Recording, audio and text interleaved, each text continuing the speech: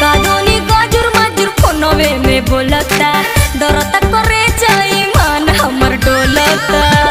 हे देवर जी देखी ना कादोनी गाजुर माजुर फोनवे में बोलता डरता करे जाई मान हमर डोलता।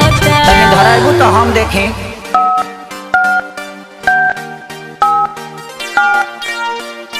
बिना ताम ते धर से भरी नत नितली भैंस दुही त सेंटाइडर लगाते दुही बिना दाबी लगाते धर से भरी मत नितनी थोथुन मत न तो उठा ले दाई जो भी थराई तभी लागे दादा वो स्पीडोन में धइले बा। इसी सितम सभा का मोबाइल में पहिले बा सरकारी चलाइले बा। इसी सितम सभा का मोबाइल में पहिले बा सरकारी चलाइले बा।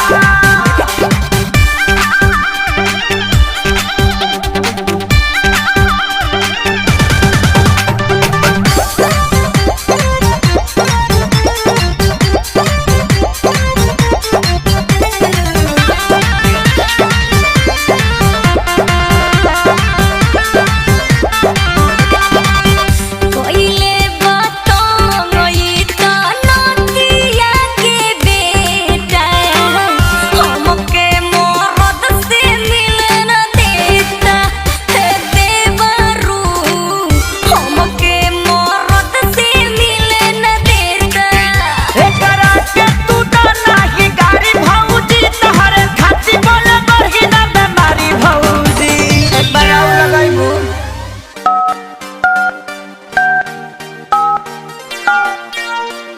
कोविड-19 से बचे के लिए आहा सब घरे में रहो सरकार का निर्देश का पालन करो दिन में भर दिन साबुन सरफ से हाथ धो गरम गरम पानी पियो और हाथ में सैनिटाइजर लगाओ। सटे न देता के होके लगे सबके जहु आइले बा।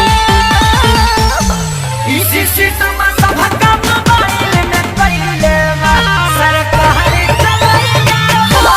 इसी सितम सभा का मोबाइल में पहिले बा सरकारी चलाइले बा।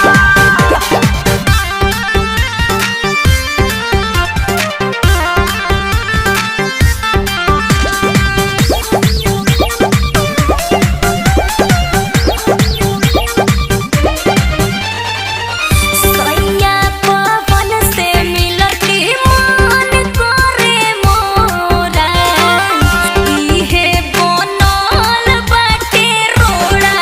ए देवर जी इहे बनल बाटे रोड़ा। कहतानी जनरेशन कर थोड़ा भौजी भैया आ जाई है धाली हम करा भौजी। लास्ट पर आउ लगाओ तो। উড়ি বাবা কোভিড-19 থাকে বাঁচা জনে নিজে বাড়ি থাকুন না হলে গন্ডগোল হয়ে যাবে নিজেকে সাফ রাখুন এইখানে বিনা কাম के ना আসবো নাই তো পুলিশ ধসবো থথুন মত না তো উঠালে দাই। एही से लागे कनक सरिया तो बज गइले बा। इसी सितम सभा